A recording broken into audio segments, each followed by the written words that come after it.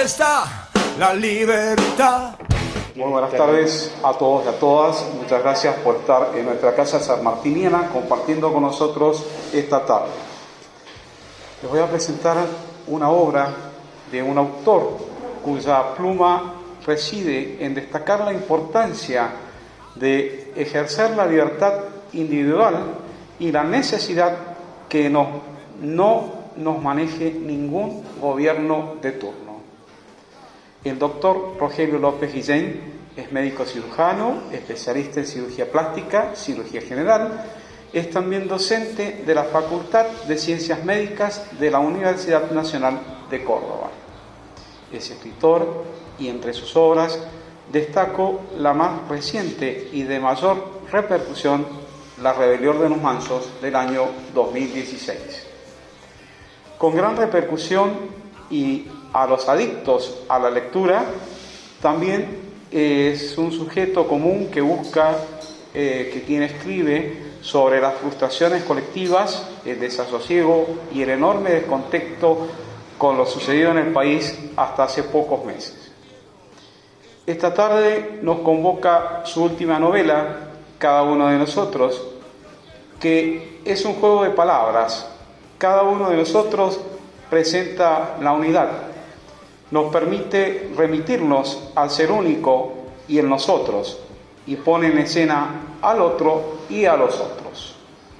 Pero el contexto contiene otros atractivos, ya que esta novela es como un tejido que se fue armando antes de la rebelión de los mansos, en la cual presenta hechos que preceden a la anterior novela, según su autor, el doctor Guillén. Cada uno de nosotros presenta el personaje de Soledad de la citada obra. En la novela, Cada uno de nosotros, el autor va más allá de la anterior porque presenta descaradamente los claros y los oscuros de la vida, el amor, los desafíos, etc. Si observamos el prólogo, que encontramos a un personaje de la actualidad como es Alberto Venegas Lins, él lo dice todo y lo voy a citar textualmente. Una aventura que nos sumerge en un relato en donde se mezclan la pasión, el drama, el entretenimiento y el erotismo. En ella veremos al desnudo los más altos principios y las mayores mezquindades que subyacen al ser humano. La trama nos presenta a un puñado de hombres y mujeres que desde distintos medios de comunicación trabajan en pos de una sociedad más libre, una sociedad en donde el respeto por el otro y el valor del individuo son las reglas básicas de la convivencia. Cada uno de nosotros es un canto a la libertad, un canto cuyo ritmo lo marca la cooperación voluntaria de los miembros de nosotros, mientras que su melodía la define la individualidad impresa en cada uno. Es un relato ágil y entretenido, lleno de giros inesperados que mantiene el suspenso a lo largo de su atractiva lectura. Adelante. Bueno, buenas tardes a todos. Muchísimas gracias por acompañarnos. Para mí es un honor poder acompañar a Rogelio en este día. Me parece una persona brillante. He podido leer sus dos novelas y estas novelas tienen como escenario un medio de comunicación que es importantísimo como la radio, y yo creo que todos los que escuchan radio, aparte de escuchar, creen lo que escuchan. Entonces, dentro de la novela suceden muchas cuestiones, dos historias principalmente y algunas subhistorias que te hacen replantearte un montón de cosas individualmente. A mí me encantaría saber y preguntarle a Rogelio cuáles han sido los disparadores que hicieron que haga esta novela de esta manera y dónde la sitúa. Supongo que ha vivido muchas cuestiones que nosotros no las podemos ver porque no cumplimos la misma función que él, que como médico debe ver pasar mucha gente por donde está, y creo que tiene una sensibilidad de tal manera que ha hecho que escriba. Me parece una genialidad porque aparte él produce contenidos para su canal de YouTube o en las redes.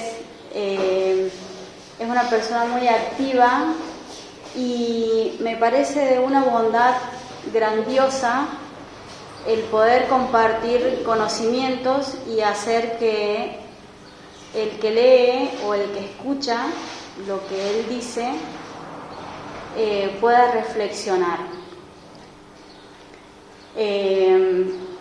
Recién hablábamos y yo le contaba a él que a mí me dejó muchas impresiones su novela. Creo que dentro del ámbito donde estamos todos nos pasan cosas como pasa dentro de la rebelión de los mansos en cada uno de nosotros, y a veces uno se tiene que quedar callado, a veces uno tiene la libertad o el valor para decir lo que piensa, y la idea es que tengamos esa libertad y la podamos aprovechar. Así que, bueno, a mí me encantaría preguntarte que la novela se da justamente en una radio. Para mí es muy poderoso, es una fuente de comunicación, y lo elegiste al azar o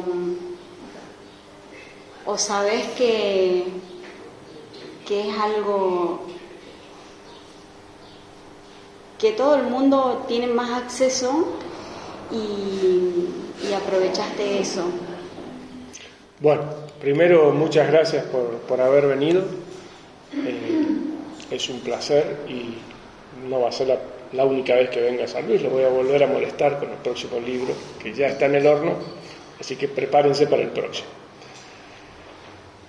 ¿Por qué elegí la radio? Yo he tenido una experiencia en radio, he tenido durante unos años un programa de historia argentina en radio, así que lo he vivido y me fascinó la radio. Me pareció hiper atractiva, con una dinámica única. La televisión no tiene esa dinámica, ni hablar, los medios escritos menos aún.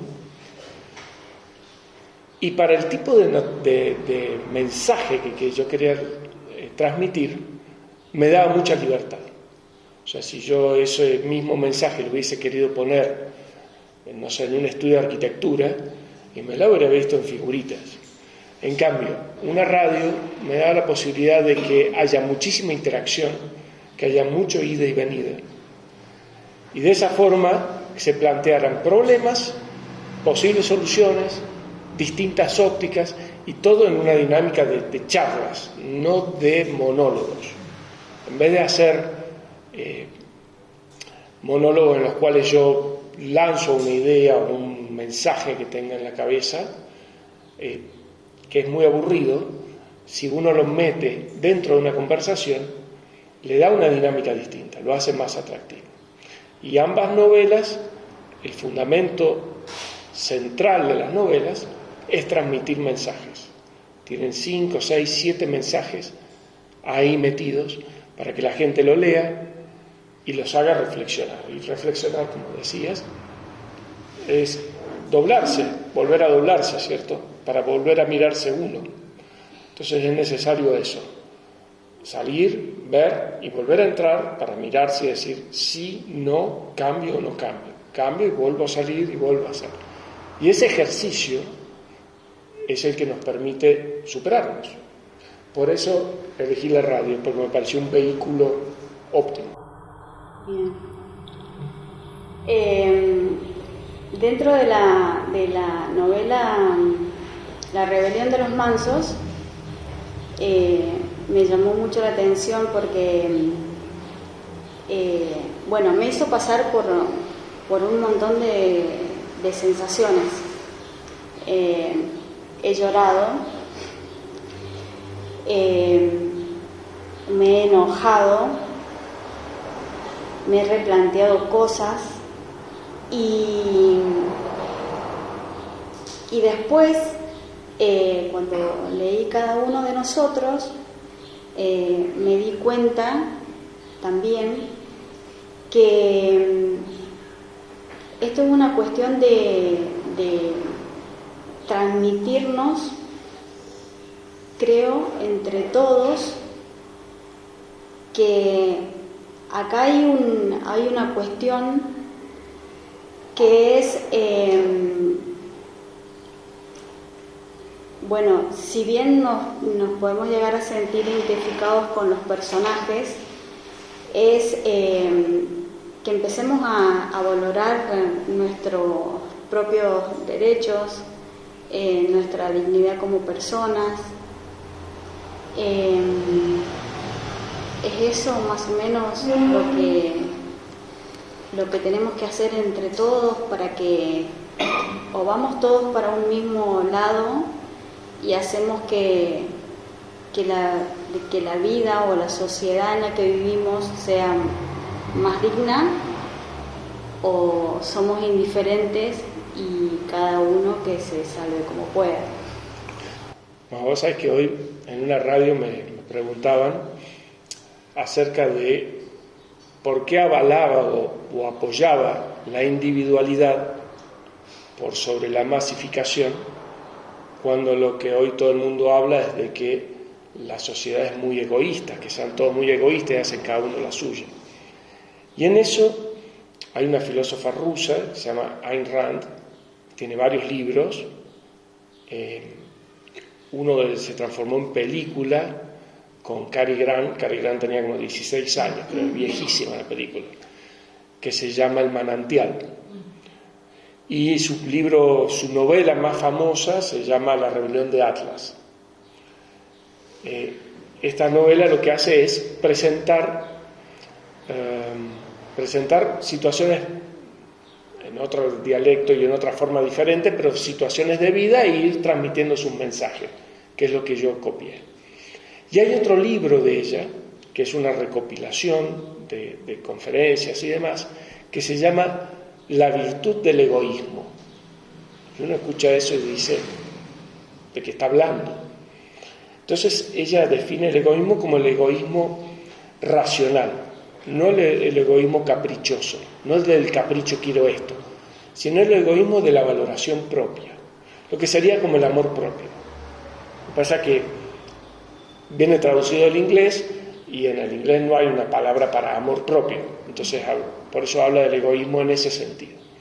Y la importancia del amor propio si uno se ama, uno no puede dar lo que no tiene. Si uno no se ama, no puede dar amor. Si uno no se valora, no puede valorar a los otros. Entonces por eso es esencial empezar con uno. Y por eso, como decías, cada uno y nosotros, ¿cierto? Pero el cada uno es central, es fundamental, porque es el puntapié. O sea, tengo que elevarme yo para poder elevar al resto. Si no, no lo puedo elevar. Y Borges se despedía así. Se despedía, me despido de todos y cada uno de ustedes. Y de ahí saqué medio la idea. ¿Por qué? Porque me despido de todos, o sea, no soy sectario, pero de cada uno de ustedes. Y eso es central, incluso hasta en la religión. Pensemos en el cristianismo. Jesús, no soy practicante, pero conozco. Jesús sacó los 10 mandamientos y dijo, va uno solo: ama a tu prójimo como a ti mismo. ¿Quién es el primero? Uno mismo, si no, no puede amar al otro. Entonces, el reconocer esa necesidad de ponernos en valor, pero en un valor real, es fundamental. Es fundamental. La modestia, porque muchos hablan de la humildad, y la humildad es un defecto a nivel social. Porque humildad viene de humus, de tierra, y significa postrarse ante. Si uno se pone en tierra frente a Dios, está todo bien, pero frente a otras personas no. Entonces en sociedad uno no tiene que ser humilde, tiene que ser modesto, que viene de la palabra medida, la justa medida, ni más ni menos. Entonces esos juegos de palabras a mí me parecen fundamentales y tienen que ver con cada uno de nosotros como un todo, y tiene que ver con todo lo que me está diciendo recién. Para todo en un solo paquete. Perfecto. En la rebelión de los mansos, el tema central ocurre que, bueno, se repite mucho la frase que dijiste de Borges, como para concientizar a la audiencia que cada opinión de ellos vale mucho, entonces se le da una cierta libertad, o sea, se le da una libertad para que opinen libremente. Ocurre que hay una parte de la radio donde hay personajes que están a favor de esa libertad y por eso es que se hace la rebelión, y está la otra parte que es la que obedecen, ¿no? Y lo podemos llevar a lo político, porque si te fijas que por ahí nos mandan un mensaje políticamente, muchos lo creen y lo agradecen como si fuera un favor, y en realidad no. Creo que hay cosas que las merecemos por dignidad y que no se cumplen. Sí, lo que nos diferencia del resto de la especie, de las otras especies, es nuestra capacidad racional y sobre todo lógica y sobre todo pensamiento crítico. Y para tener pensamiento crítico es necesario ser un individuo y tener su propio pensamiento, si no solamente repite lo que dicen los demás. Hay José Ingenieros, en El hombre mediocre, un libro espectacular. Él está en contra del sentido común. Y acá, si digo eso, la mayoría decís como en contra del sentido común. Dice, está en contra porque el sentido común es el común a todas las personas. O sea, no es lo más está brillante impuesto. que tiene el ser humano. En realidad no es lo más brillante que tiene el ser humano, porque en realidad es el sentido común. Lo brillante del ser humano es que no piense comúnmente. Claro, entonces él habla del buen sentido. Él está a favor del buen sentido, que es individual, y no del sentido común. Y tiene que ver con esto, con lo políticamente correcto, con el qué dirán. Antes era el qué dirán, ahora ya no es el qué dirán, pero sí lo políticamente correcto. Hoy estuve en una entrevista y yo tengo un hijo autista. Entonces me dice, sí, pero con capacidades diferentes. No, es discapacitado. ¿Cuál es el problema? O sea, ¿qué necesidad de decirle, no, es, qué sé yo, ¿cómo se dice los ciegos? No vidente, por no decirle ciego. No va a ser más respetuoso por decir eso. El respeto no pasa porque le diga ciego, no vidente, sino porque ¿qué haces con él? Entonces, el salir de ese, que toda la cultura woke que estamos teniendo actualmente, el salir de todo ese encierro y decir, no, yo me paro de punta de pie y digo, no estoy de acuerdo, por esto, y no voy a dejar que me impongas lo que estás diciendo. Hay una fuerte imposición, y el ser humano es cómodo, es confortable. ¿Qué pasa? Es natural. El ser humano tenía que ahorrar energías, entonces siempre que el cavernícola mataba un animal, ya está, no gastó energía más, porque con esto me alcanza. Bueno, a medida que nos vamos desarrollando como ser humano, como somos ahora, tenemos que superar esa zona de confort, porque ya no necesitamos matar al dinosaurio para comer. Tenemos que ir un poco más allá. Y si nos dan las cosas digeridas o masticadas, felices, porque no tenemos que hacer nada.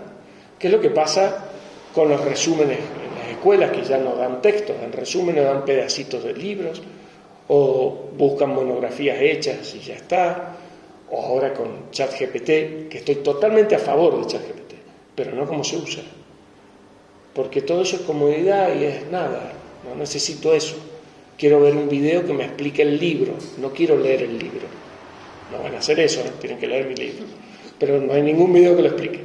Pero el punto es esa necesidad de salir de una zona de confort para poder superarnos, ¿sí? Para poder superarnos. Rogelio, sí. Yo tuve la oportunidad de leer la Rebelión de las Masas. ¿La de los mansos o la de las masas? Las masas. La de las masas de Ortega y Gasset. No. Las mansos son los míos. No, es tuyo, me confundo. Perdón. Está muy bien. Ojalá me confundieran con Ortega y Gasset. Y bueno, me pareció realmente muy interesante y veo que pasa lo que estás hablando, que se adapta a cualquier época política. Eso es lo que veo, porque yo lo leí hace un par de años.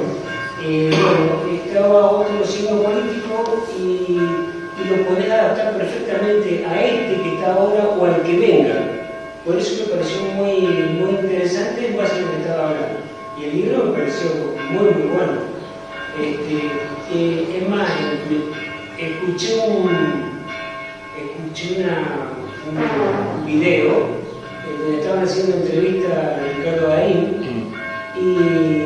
y estaban hablando de la Odisea de los Giles, sí. que estaban haciendo una entrevista por la película y mencionó a tu libro y lo recomendó. Se lo di en mano. ¿Se lo diste? En mano. Se lo di en mano, fui, porque soy medio persecuta también, ¿eh? No va a creer. No, pero gran tipo, digamos. Sí. Se lo di en mano y la anécdota completa es que le dije, este libro es para que hagas una película. No. Y me dice, ¿la vas a pagar vos? Por supuesto, le dije yo, ¿cómo se si me van a apurar, te apuro yo también. Bueno, de todos modos, fue muy amable, lo leyó y bueno, y también el nombre le encantó. Yo creo que el nombre encierra muchísimo. Es más, Macri en la campaña que hizo perdió con Alberto Fernández usó yo no se lo presté, lo usó solito, a la rebelión de los mansos como un grito de guerra, digamos, que es muy importante porque la rebelión no es violenta, la revolución es violenta, las rebeliones no.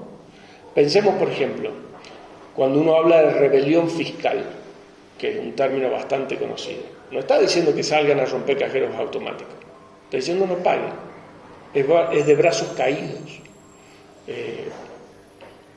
Mahatma Gandhi hizo una rebelión. Las revoluciones, en cambio, sí son violentas y armadas. Por eso son los mansos los que no tienen intención de de causar daño, quienes dicen hasta acá llegamos, no te voy a seguir apoyando. En este libro que les decía de La rebelión de Atlas, de Ayn Rand, es una novela, tiene 1500 páginas, así, un socotroco así. Hay un argentino dentro de los personajes. El libro tiene 70 años, 80 años. Es viejo. El meollo del libro es que aparece un personaje, no importa quién, y convence a los dueños de las empresas y demás que dejen de trabajar, que se vayan, desaparecen. Y empiezan a desaparecer los dueños de empresas gigantes, incluso las prenden fuego y demás. Y la gente de los gobiernos empiezan a desesperar, porque no saben cómo fabricar un auto, y no saben cómo hacer galletitas, y no saben cómo hacer las cosas, y no tienen a quién cobrarle impuestos, y se empiezan a desesperar porque dicen, no, los necesitamos. Y los empresarios dicen, nosotros a ustedes no. O sea, no queremos ser más siervos de ustedes.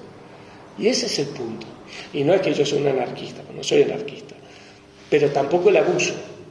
Tampoco el abuso. Y tampoco el abuso de decirte qué tenés que pensar, qué libro tenés que leer. Ni hablar si son libros como los de Buenos Aires, esto no sé si los han visto, terrorífico, pero terrorífico, ¿no? Una cosa inmanejable. Hay mucho para hacer, mucho desde cada uno de nosotros, básicamente. Entonces eso es lo que tenemos que apoyar, y eso es lo que tenemos que hacer, en el ámbito que podamos. Si nuestro ámbito laboral es complicado, bueno, no hay, pero en la familia, en la calle, en el club, empezar a despertar conciencias. No sé si alguien más quiere hablar, ya sé que vos lo leíste el libro, pero por ahí alguien más que quiera hacer alguna pregunta o algo. Y después te paso lo... ¿Has estado dando charlas en alguna otra provincia o...? Con este libro estuve en Neuquén, estuve en Bariloche, estuve en Mendoza y en Córdoba y acá. Con los otros sí he ido a otros lados. En Buenos Aires todavía no he ido con este, y tengo Catamarca para ir, que son lugares que suelo ir siempre. San Juan también estuve. Así que cuando puedo me voy escapando a algún lugar.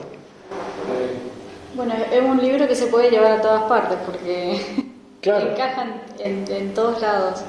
En cada uno de nosotros es una precuela de la primera novela de La rebelión de los mansos. Y habla sobre uno de los personajes.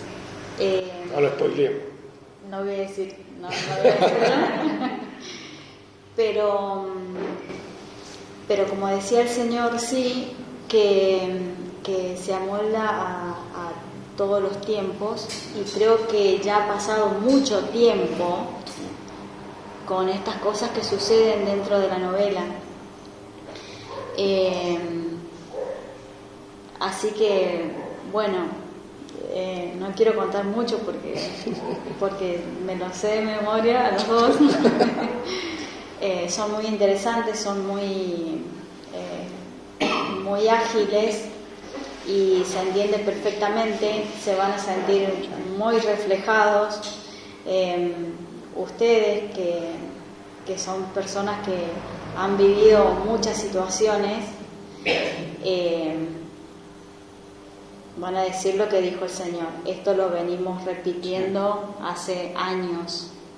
Además es muy atrapante, o sea, yo no soy muy adicto a la lectura, y sin embargo me atrapó, y en 2 o 3 días o noche, y me tenía ahí hasta lo último, y hasta que lo terminé, pero rara vez me ha pasado con un libro, no soy de mucha lectura. Tiene algunas trampitas para eso. Tiene algunas trampitas, para dejar los puntos suspensivos en un capítulo para que quieran enganchar con el que sigue. Tiene muy buena dinámica. Pregunta, querido. ¿Por qué no la necesidad de escribir, de crear cada uno de nosotros y que sea precuela de la rebelión? ¿Cuál fue la necesidad, digamos, para vos? Porque me siento un Jedi, me siento un Jedi, ¿no? Y de cómo no, a ver, había escrito Primero, El Imperio de la Decadencia Argentina, no este, sino uno anterior, que es un ensayo. Después de escribir La Rebelión de los Mansos, que es la primera novela que escribo, como sigo escribiendo artículos para medios, seguí acumulando artículos y volví a ampliar El Imperio, por eso este es recargado, porque tiene el doble de volumen, digamos. Y ya me quedé con el gustito de la novela. Entonces digo, bueno, vamos a hacer otra novela. ¿Y hago otra totalmente diferente o aprovecho lo que tengo? Entonces voy a aprovechar lo que tengo. Y está muy de moda el tema de ir para adelante, para atrás, en el tiempo con las historias. Se ve mucho en las series, en Star Wars, que van y vienen para adelante, para atrás. Entonces dije, vamos a hacer eso, y ¿por qué no para atrás? Así que por eso decidí hacer una precuela. Esta precuela es la historia, como decía recién Andrea, de la historia de uno de los personajes de la rebelión. La rebelión, que transcurre en una radio, las dos son en medios parecidos. Hay un anónimo que escribe mensajes a la radio y lo firma como La Rebelión de los Mansos. Entonces, el que dirige, el que lleva adelante el programa de radio, que estaba en Narnia, no estaba haciendo nada y viviendo la vida loca y tranquilo, empieza a pegarle. O sea, acá tenemos lo que yo busco, que el libro, La Rebelión, que es el personaje, despierte a la gente. Y lo empieza a despertar, bueno, y no saben quién es, y empiezan a perseguir a ver quién es la rebelión de los mansos. Bueno, el libro es descubrir quién es la rebelión de los mansos. Y el segundo libro es la historia de uno de los personajes de este libro antes de conocerlo a Sebastián. Sebastián se llama el personaje principal de la rebelión. Entonces, las cosas que le pasan en la vida antes de conocerlo. Esa es la idea. Rogelio, y si vos, porque hablaste de los libros de la provincia de Buenos Aires, me imagino que estás haciendo referencia a lo que ha distribuido el Ministerio de Educación. Exactamente. Sí. Por tanto, el público son los adolescentes, los preadolescentes. Si vos tuvieras que trabajar con los adolescentes, en cada uno, porque hablaste de la humildad, que dijiste sí, pero no. Mejor modestia. Con la humildad anterior, pero no ante el otro. Entonces, ¿cómo trabajarías con los adolescentes en cada uno para no caer en un individualismo exacerbado o en un egoísmo que ya es pernicioso? ¿Cómo harías eso? Porque sos médico y que además sos cirujano plástico, no menor detalle, ¿no? Porque soy docente también. Que también sos docente. Y soy alumno. Pero la cuestión es cómo hacer para no caer en estos extremos con estos niños jóvenes y adolescentes que tienen en este momento 1000 desafíos, a su vez les estamos exigiendo 1000 cosas y no les estamos dando todo o no les estamos dando nada. Claro. Entonces, ¿cómo harías para trabajar en cada uno de nosotros allí? Creo que el secreto es trabajar sobre los valores, trabajar sobre las virtudes. Más que el enfocar si tiene que pensar en los otros, en el todo o en ellos. Si uno trabaja sobre las virtudes, de ahí arranca para adelante. Las virtudes cardinales principalmente, y las virtudes que están enmarcadas en el derecho, en lo que es el derecho natural. O sea, yo soy jus naturalista, yo creo en el derecho natural, que es más importante que el derecho positivo. El derecho positivo son las leyes. Y las leyes pueden decir cualquier cosa, ¿sí? No sé si fue en Nicaragua, no me acuerdo, no fue en Nicaragua.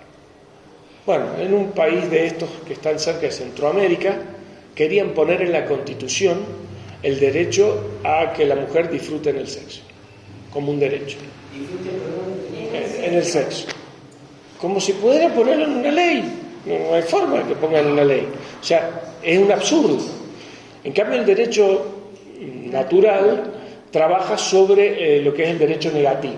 O sea, yo no te tengo que dar nada más que respeto. No te tengo que dar algo, solo respeto. Y son a la vida, a la libertad a la propiedad y a la búsqueda de la felicidad. Ninguno de esos exige del otro nada más que respeto. E incluso es muy interesante porque algunos hablan de que el derecho fundamental es a la propiedad. Dice, pero la vida es más importante. ¿Y la vida qué es? La propiedad sobre mi persona. Entonces, como que la propiedad y la libertad, y es mi propiedad intelectual y mi propiedad de hacer lo que creo, porque es mío. Entonces, está interesante esa parte. Si uno focaliza los derechos naturales, si uno focaliza las virtudes cardinales, que son la templanza, la prudencia, la fortaleza y la justicia. Fíjate que de esos 4, la única que es social es la justicia. La templanza es el manejo de los apetitos, o sea, de los instintos. La prudencia es de la cabeza, de ser inteligente en su momento. La fortaleza de ser capaz de empuje. Y el único que es social es la justicia. Y que se da cuando uno cumple los otros. Y se llaman virtudes cardinales porque el cardinal es la bisagra. Un cardinal es una bisagra. Y es un punto fijo sobre el cual nos movemos. Es una referencia para que no perdamos eje, para que no salgamos del centro. Cuando uno se mueve sobre eso, se va a mover bien y va a cumplir su función. Un cristiano diría que esa bisagra es Dios. ¿Y vos qué decís? No sé si es Dios. Yo soy católico apostólico ex romano.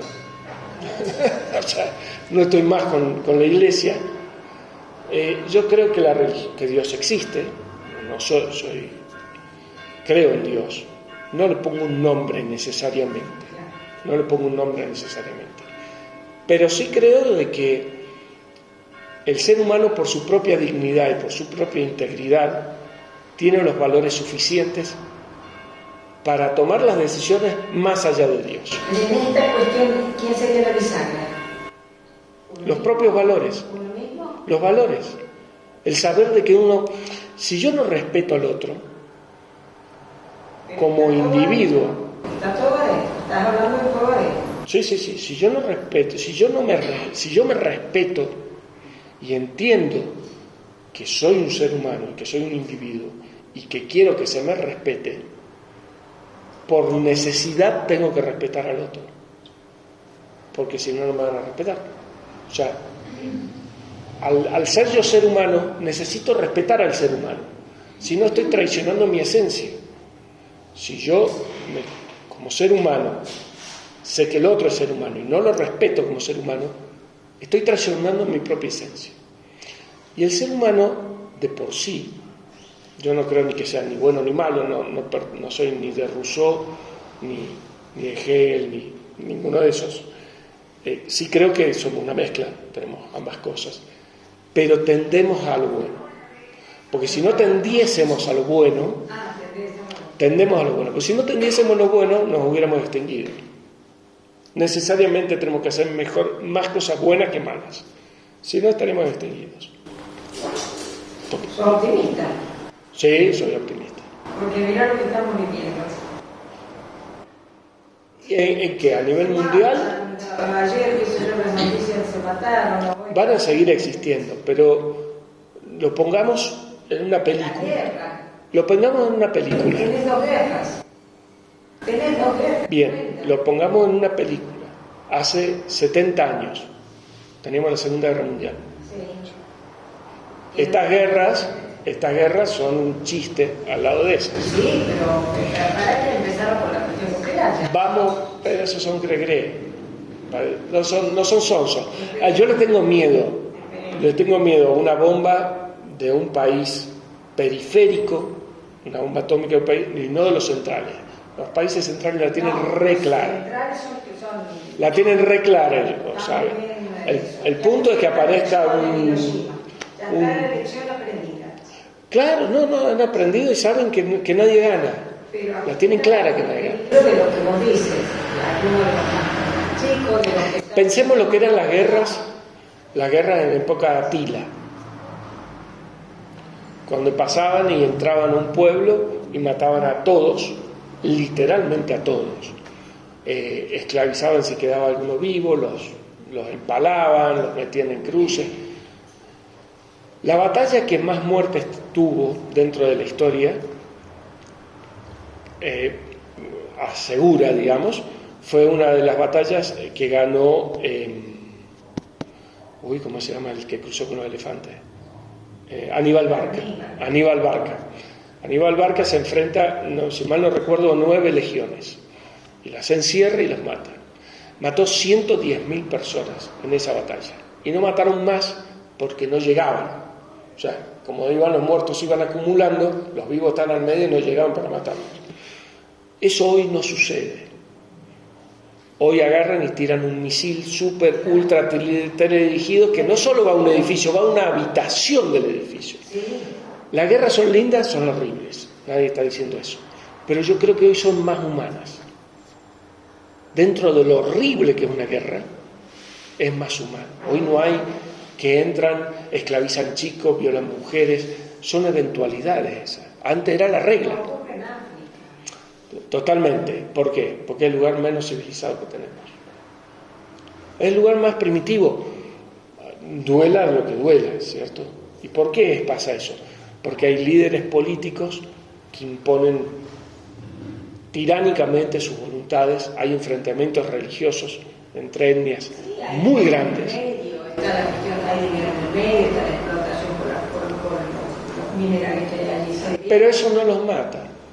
Porque si los matase, yo creo que el problema es más de los políticos de ellos que otra cosa, porque minerales hay en otro lado del mundo. No, bueno, pero no los que están en África. Acá tenemos reservas de litio de las más grandes del mundo y no nos esclavizan. Buscan la esmeralda, el diamante. Sí, hay mucho en muchos lados. Hay mucho poder de muchas cosas y de dinero en muchos lados. Pero si los políticos que te gobiernan te respetan, no pasa nada. Pero acá no los respetan. A las mujeres las tienen como animalitos. Cuando pasan de una frontera a otra producen masacres. Pero no lo hacen el dueño de la empresa. Lo hacen los propios políticos, los propios dirigentes, las propias guerrillas que tienen. África es un problema que es de dificilísima solución, porque está claro que mandarles plata no sirve. A África se le han mandado miles de millones de dólares, y no se resuelve. No, eso no se resuelve así, porque hay que trabajar desde otro lado. Aquí, por ejemplo, pueblos enteros que se mueren porque no tienen agua. Entonces es valiosísimo el trabajo que hacen todos los voluntarios que trabajan allí por el hambre, por el agua. Yo recuerdo hace... Que exactamente. Porque no tienen la libertad sino de riqueza. Recuerdo hace muchos años, Roberto Kachanowski tenía un newsletter y le escribí un artículo que era soberanía nacional versus soberanía individual. Entonces yo me planteaba, me lo planteaba más en ese momento con Cuba, ¿hasta qué punto, y no tengo la respuesta, ¿no? ¿Hasta qué punto hay que respetar las soberanías nacionales? Si ese país está invadiendo las soberanías individuales. Hace muchos años que Cuba ha hecho eso. Sí, no, ya lo sé, pero yo me planteaba y sin respuesta. No, el país tiene que decidir, la población decide. Ajá. Y entonces, si Hitler no hubiese invadido otros países, lo hubiéramos dejado matar a todos los judíos que mataba. Hubiéramos hecho algo. O sea, es un planteo, no tengo respuesta, insisto, ¿no? Entonces, ¿cuál es el límite en el cual tenemos que respetar la soberanía de un país que esté haciendo lo que hacen algunos países, ¿no? Tiene un poco lo que te decía, hasta dónde el individualismo y hasta dónde nosotros. Bueno, prefiero el yo que el nosotros. Porque el nosotros esclaviza. ¿Qué pasa si todos los que estamos acá decidimos que ellos dos los vamos a tener esclavos? Somos nosotros, somos la mayoría. Votamos, todos levantamos la mano. Ya está. Claro, ahí pasaría a ser El derecho del nosotros sobre el yo. Y nunca, el nosotros tiene que ser la suma de los yo, no una entidad aparte. En cambio, si nos respetamos el derecho de todos... Bueno, ahí está lo que es la república, que está más allá de la democracia. Claro. La democracia es lo que dijiste vos recién. Exacto. Pero falta la otra pata, que es la justicia, que es la que dice, no muchachos, no porque la mayoría lo diga, lo vamos a hacer, está mal. Bueno, ahí tenemos un peligro también, que es si nos basamos solamente en el derecho positivo. Porque matar judíos era legal. La justicia decía que estaba bien. La justicia alemana. Pues, por supuesto. Por eso digo, la república es muy importante. Es más importante que la democracia. ¿Sí? Porque la democracia es solamente un sistema de elección, un sistema de expresión. Pero la república es el sistema menos malo que hay para cuidarnos entre todos. Pero aún así es imperfecta, porque depende de personas, de seres humanos. Y el ser humano que toma poder maneja el resto. Y ahí está donde no tiene que ser. O sea, tiene que ser mi derecho, el derecho de él, el derecho. Yo soy defensor acérrimo de la minoría. ¿Y cuál es la minoría más pequeña que existe? El individuo. No hay ninguna minoría más pequeña que esa. Si defendemos al individuo, defendemos a todos. ¿Y la solidaridad? La solidaridad es muy interesante. Aristóteles dice de que la propiedad privada es una gracia que tenemos, no es gracia la palabra que usa, pero pongamos una gracia que existe para que podamos probar que somos solidarios. O sea, la solidaridad necesita primero que sea voluntaria. Y va con respecto al amor, y volvemos a lo mismo del amor propio y el amor al tercero. Primero me amo yo, luego amo a otro. El que enseña, el que da, el que ofrece, lo hace porque lo satisface, porque lo hace bien, le hace sentir bien, y está muy bien eso.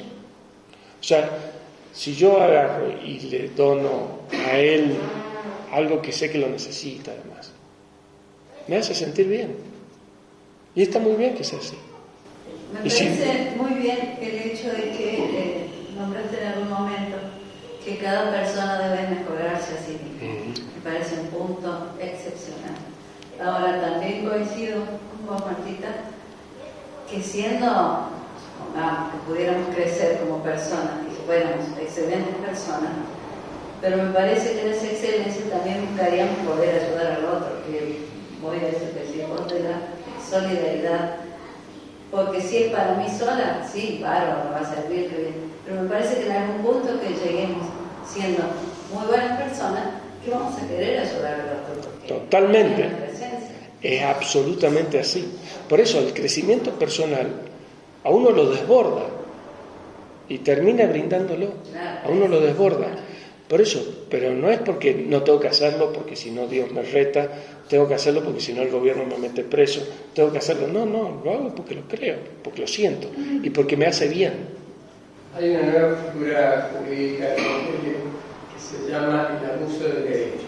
El abuso del derecho está fundado sobre cuando el derecho elimina derechos individuales o se opone o quiebra un derecho individual. Por más que esté amparado en el derecho, hay que restringirlo, hay que limitarlo y hay que rebobinar y repensar. Eso es el abuso del derecho. Y bueno, los griegos partían del raciocinio, de la asamblea, del diálogo, y ahí se iba evolucionando, se iba progresando, se iba haciendo la historia, ¿no? Sí. Bueno, el abuso del derecho surge a través del derecho ambiental, que es otro derecho fundamental, porque nos posibilita que abramos los ojos hacia otras realidades, otros horizontes, que nos posibilite evolucionar. Yo no conozco tu obra, Rogelio, te pido disculpas, No, por favor. Pero me gustaría saber si el final de tus obras tienen algún panorama utópico, romántico, o qué final tienen. Bien. Son medios abiertos los finales, son medios abiertos. Dentro de las novelas, pueden decir, hay de todo. Desde tragedia, drama, amor, imágenes bellas, pensamientos, hay todo. Todas las emociones que se te pueden ocurrir transcurren en 200 páginas. Esa sí es la mecánica que ha tenido. Con respecto a qué queda como final, es más en este libro. Este libro está organizado en 3 partes. Una primera parte que es pasado. Hago una reseña bastante rápida de nuestra historia desde la colonización hasta la actualidad. Muy rápida, son 30 páginas, no más de eso. Sin fechas, nada, sino desde lo conceptual, cómo fue evolucionando nuestro territorio, cómo eran los aborígenes que habían, la diferencia de los aborígenes andinos de los pampeanos, que eran muy diferentes, las relaciones con los españoles, las relaciones propias nuestras, unitarios federales, todo eso. El segundo bloque, el más largo del libro, es el presente. Y analizo el individuo, la familia, la justicia, la educación. Es más, uno de los capítulos se llama La moda unisex. Lo escribí hace como 20 años. Todavía no se hablaba de ideología de género. Y yo ahí lo bauticé como moda unisex. Y lo veía en la ropa, en el comportamiento, en ese tipo de cosas. Y la última parte de ese libro es un decálogo de cosas que yo suponía o decía que había que cambiar. Así que si es algo al final, sin que fuese utópico, era decir, bueno, habría que cambiar esto en la educación, esto en la justicia, esto en la organización social, un decálogo de cosas. Así que ese sí tiene algo como un final. Estos 2 son abiertos, en gran parte porque me deja la posibilidad de seguir escribiendo. Yo creo que en base está hablando de la educación. ¿Qué opinión te merecen los libros que están introduciendo en la provincia de Buenos Aires? Patético. Algo comentó la señora recién. ¿Ahí no hay una autoridad, una justicia que diga esto no puede ser? ¿O cómo puede ocurrir esa cosa? Bueno, mirá que eso me da pie a que hablemos precisamente de cada uno de nosotros, ¿sí?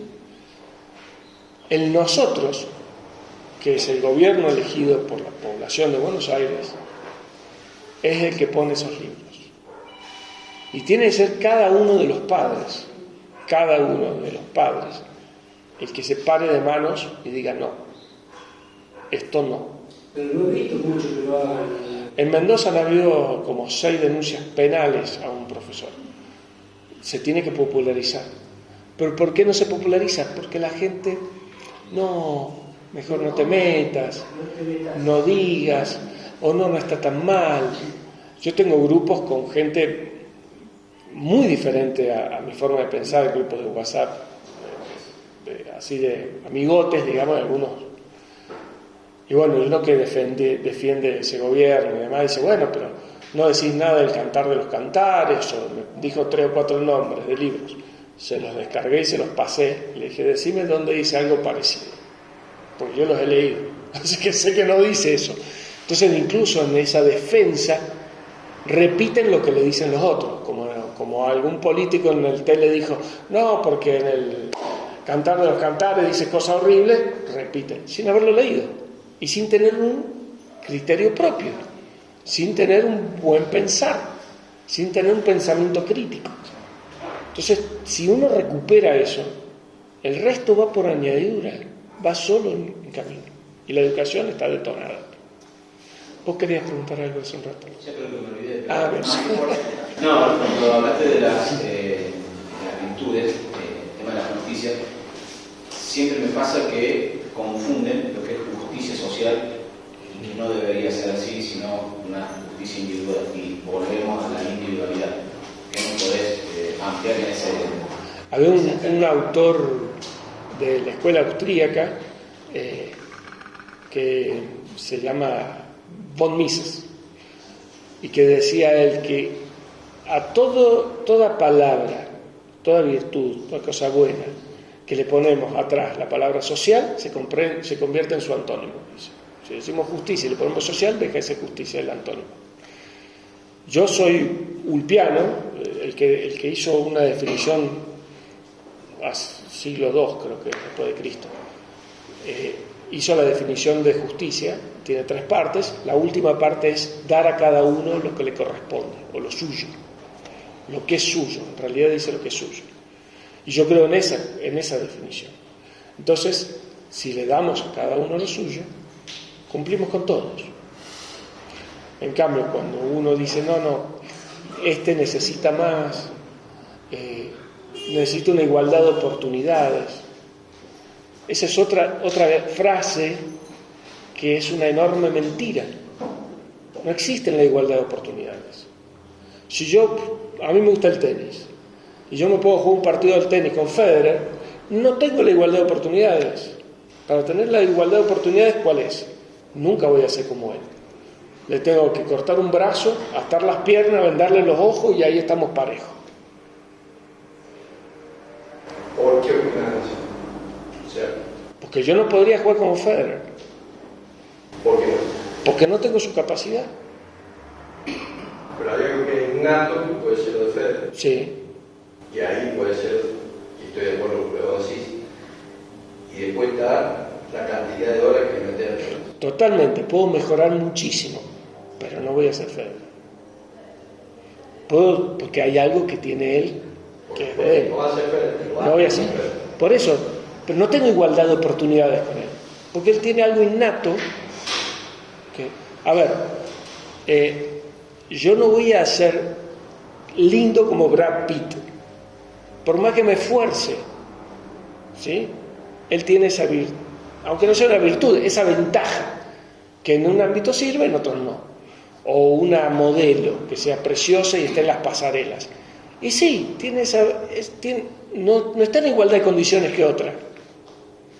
No está en igualdad de condiciones. Que hay que mejorar las condiciones para todos y que todos tengan las mejores oportunidades posibles, totalmente de acuerdo. Pero la igualdad de oportunidades no existe. ¿Cómo ves hoy la parte política en relación a esto? ¿A nivel qué? País, social, país, mundo. cada uno con más de posibilidades socialmente. Mira, o sea, bueno, va de la mano, que la economía va de la mano de sí, lo social.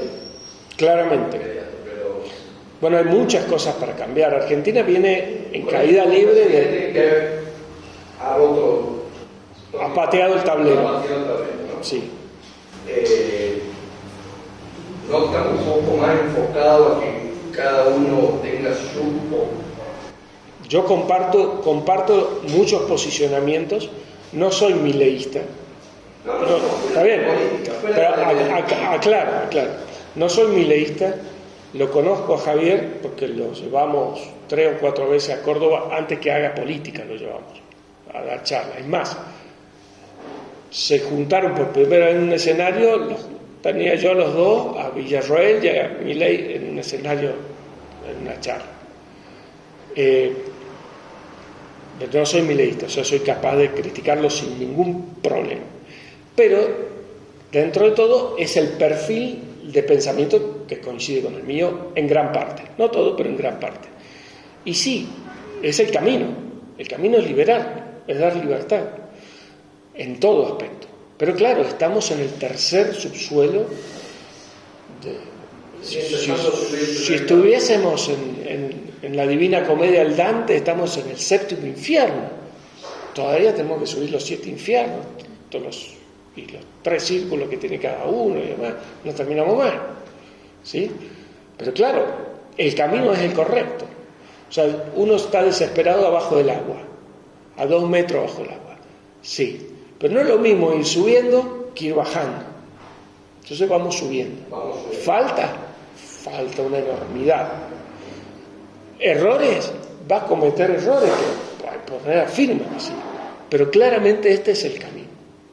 Y hay algo que en algún video del canal, después suscríbanse, pongo que le dicen loco, lo han acusado de loco. Y ha habido otro presidente argentino al que acusaron de loco, Domingo Faustino Sarmiento. ¿Sí? Un hacedor. Entonces, dentro del, sin ser anacrónico, ¿cierto?, dentro de las diferencias contextuales, yo creo que Milei está siendo un hacedor. ¿Que va a cometer errores? Seguro. ¿Sabes lo que pasa, Rodrigo? Que estamos acostumbrados a no diferenciar las cosas, porque te referiste a Sarmiento. Sarmiento hizo algunas cosas malas, muchas, pero muchas buenas.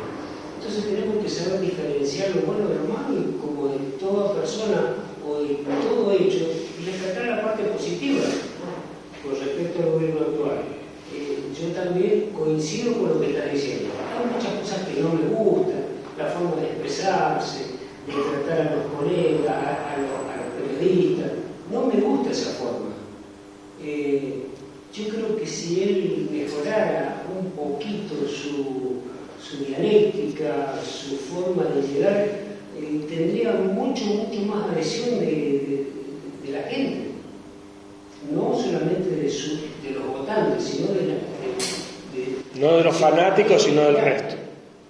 No sé si... Sí, vos sabés que hace un mes más o menos escribí un artículo acerca de eso. Y arranqué, yo soy tranquilo, intento ser ameno, adjuntar las partes. Ahora la pregunta es, arranco en ese artículo hablando de la paradoja de la tolerancia de Karl Popper. Popper escribe una paradoja que dice, si los tolerantes son tolerantes con los intolerantes, desaparecen. Si yo tolero al intolerante, el intolerante me mata. Entonces, ¿cuál es el límite de la tolerancia? Entonces dice, en nombre de la tolerancia tenemos que ser intolerantes con los intolerantes. Yo no sé, y vuelvo a decir, no me siento cómodo con el modo de Milei, pero no sé si hay otro modo. No estoy seguro si para enfrentar lo que ha tenido que enfrentar, si lo hubiera hecho de otra forma y se pudiese hacer de otra forma. Bueno, Macri intentó y no le fue bien. No es fácil. Macri también le faltaba, Macri era más voluntad, no tenía principios tan consolidados. Milei sí tiene principios consolidados y tiene una personalidad, no es obsesiva, pero es muy persistente. Entonces está en todo, y está en todo desde un año antes de ganar las elecciones. Estaba en absolutamente todos los detalles y armando todo lo que creía que había que hacer. No es tan voluntarioso. No es que sea bueno o malo Macri, no pasa por ahí, pero no tiene la misma formación. Claro, pero por eso digo... La reforma más grande es Sturzenegger. Pero no tuvo el apoyo político de Macri. No. Bueno, por eso digo, hay una serie de condiciones, no estoy diciendo que Macri sea malo, pero hay una serie de condiciones que lo hacen diferente. O tal vez el pueblo argentino probó aquello, vio que no era tan recontra malo a lo que vino después, y después aprendió, que lo está diciendo el mismo Macri, el pueblo ha aprendido y ha podido ver cómo fue una... Pero no lo eligió ni a Bullrich ni a Larreta. No importa, no estoy hablando... No, pero me refiero, cambió a otro formato. Vio que aquello no servía y pudo ver o vislumbrar, como quieras, lo de Macri, que aunque no sea Macri, ¿no es cierto? Otra cosa. Y que lo está ofreciendo, bueno, cortemos a esto, que es lo que decía la juventud. Sí, entiendo, pero a lo que voy, eso mismo lo ofrecía Bullrich. Más o menos parecido, era de la línea. Pero son distintas personalidades. A eso voy. Bullrich hubiera hecho una cosa más tipo Macri, ¿no es cierto? A eso voy, es más disruptivo. La gente no quería, la gente quería un blanco o negro. Es más disruptivo. Y ya no tiene tiempo de esperar la gente. Cuando lo traíamos a Milei, nos hicimos parar en un hotel que queda en una esquina y 111 y lo llevamos a comer a un restaurante que está a media cuadra.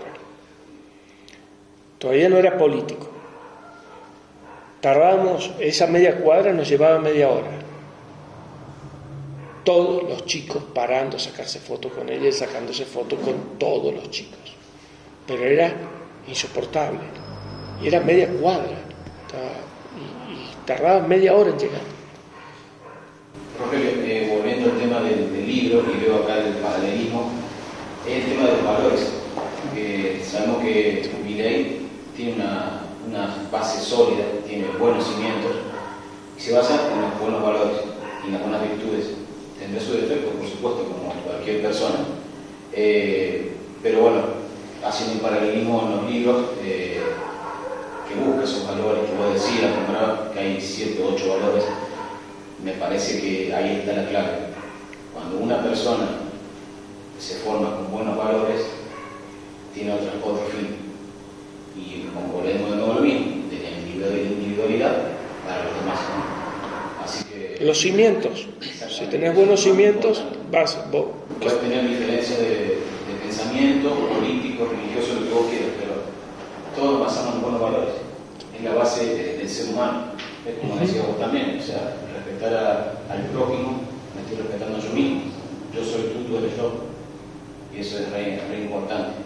Si se entiende eso que parece simple pero tan complejo, cualquier sociedad va a seguir evolucionando para bien y no para mal.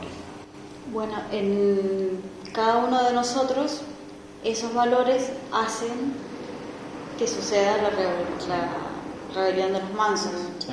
Entonces, para quien lo vaya a leer o el que no lo haya leído, Ahí están para venderse. sí, lo recomiendo totalmente.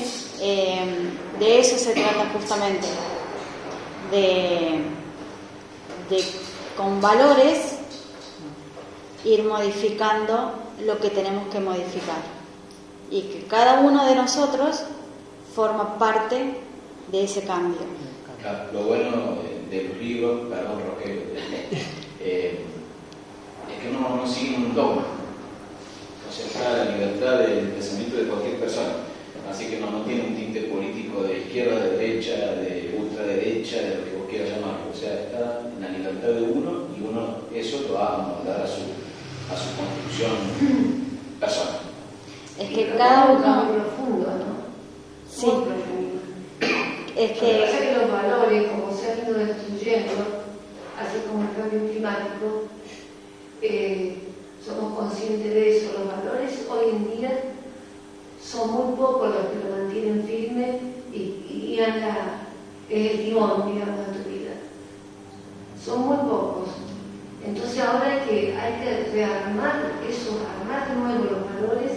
¿Y cómo lo haces en una sociedad como la de hoy, donde están ya destruidos en los distintos niveles?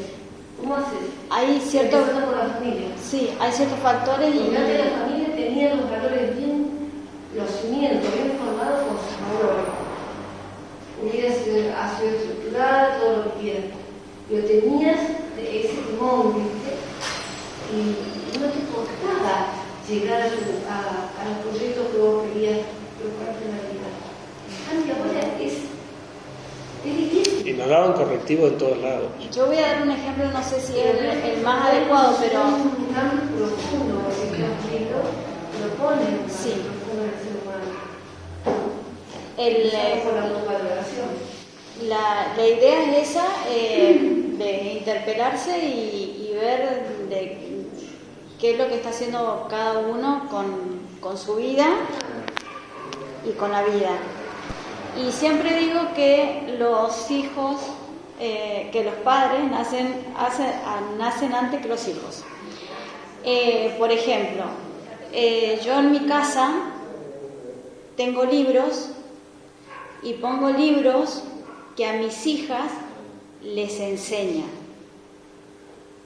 y tienen valores y se escucha música que hace que mis hijas escuchen una cierta música que las inspire. Por ejemplo, en vez de un reggaetón, música clásica. Mis hijas saben quién es Borges, mis hijas saben cuál es un cuadro de Van Gogh, mis hijas abren la heladera y saben que tienen que comer frutas. Esa responsabilidad también la tenemos los papás. Pero ¿sabes lo que pasa? Que vos podés enseñarle mucho a tu hija, darle muy buenos ejemplos, pero tus hijas se van a juntar con los compañeritos en la escuela. Y yo creo que a veces influyen con los compañeros en la escuela que toda la enseñanza que viste durante toda una vida de tu hija, ahora, hablando de la droga, hablando de la comida, hablando de lo que leen, de su acto, eso es lo que yo puedo ver. Sí. Que lo tuviste y enseñaste religión 20 años, 15 años y la primera trastada que hizo salió de embarazada. Y le estuviste hablando de esto, de lo otro. Entonces también depende en el medio que se mueva. Y eso creo que es muy difícil de modificar. Sí, también nosotros podemos ubicarlos en el lugar donde... creo que así como les transmitimos valores y también va por el ejemplo, también tenemos la posibilidad de ubicar a nuestros hijos en cada lugar donde ellos estén. Tampoco puedo ser tan abierta y decir que todo el mundo va a hacer lo mismo que hago yo, porque la verdad que el mundo allá afuera está bastante difícil y no es el mío. Pero yo empiezo por mí, por mi casa, y ojalá pudiéramos todos hacer exactamente lo mismo. Sí. El contexto es inmanejable, pero nosotros podemos darle los fundamentos al chico, a nuestros hijos, para que sepan enfrentarlo. Bueno, pero si mi hijo ya está preparado para entender eso desde chico y para saber que tiene que confiar en mí más que en el ministro, me lo va a mostrar. Entonces, educar no es fácil. Educar no es darle todo. O sea, ser un buen padre no es ser un padre bueno. Y que el chico desde que comienza entienda que existen consecuencias y que los actos van a traer consecuencias, es lo que lo va a hacer despertar.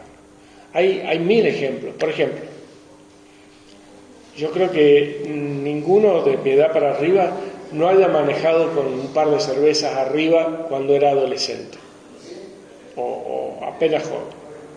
Pero ¿cómo manejaba? A 20 kilómetros por hora en primera, porque sabía que si le pasaba algo al auto y llegaba a la casa, la que le esperaba. Ahora no. ¿Por qué? Porque no hay consecuencia. Si te retaba la maestra, le decía, no le diga a mi padre, porque es peor cuando vuelva. No, ahora el padre va y la reta, como pasó con la docente esta creo que en Córdoba, que los padres fueron a criticarla por cuando... Claro, entonces bueno, ¿cuál es el problema? No tienen los fundamentos. Esos individuos que estamos formando no tienen fundamentos, no tienen cimientos, no tienen virtudes. Bueno, vamos a dejarlo acá porque si no, esto no termina más y da para un millón. Dale. Escuché anoche que me pareció muy interesante, más porque fue un cantautor que a mí siempre me gustó. Estaba viendo un programa de televisión anoche que no soy de verlo a Checopar, pero anoche no tenía la noche y lo vi y comentó un caso que se encontró en una farmacia. ¿Lo ubicás, José Hernández? Se encontró en una farmacia y se tomó un ejemplo de barro, dice que estaba sacando unas moneditas para Dice, la sombra dice, pero, señor, dice, usted no es, sí, hijo, dice, ¿me conoce? Sí, ¿y qué está haciendo? Dice, no, buscar dinero si puedo comprarlo, alcanza para comprar los medicamentos. Pero ¿cómo? Dice, ¿no tiene una jubilación? Sí, dice, tengo la misma, pero no me alcanza. Bueno, dice, yo voy a ver qué puedo hacer con usted. No se moleste, dice, no se moleste, estoy bien así. No obstante, dice, agarré y me contacté con Manuel Adorno y le comenté, no, dice, ¿cómo puede ser que este hombre, después de todo lo que ha hecho por la cultura, un intérprete, un cantautor de su categoría, esté pasando esta situación? Dice, vamos a conseguir una pensión especial. Así que fue, le dio la constitución y le dijo, dice, he hablado con Adorno y no, hijo, dice, no, de los políticos no quiero nada, dice, yo tengo dignidad. Y además, ¿sabe una cosa? Mi hambre es mía. José Larralde. Bueno, lo estuvo copiando José Larralde a Elpidio González. Después busca la historia, las primeras jubilaciones especiales para presidente de MAS fue con Elpidio González. Búsquelo porque es muy interesante, lo encontró un vecino vendiendo anilina en los tranvías. Y cuando lo sacó los bastonazos, cuando quisieron darle cosas, lo agarró bastonazo y lo sacó. Pasó algo parecido con Ilía también. Claro, pero y herencia para un hijo gaucho excelente de la radio. No tenemos mucho más tiempo, nos están diciendo que... Muchas gracias.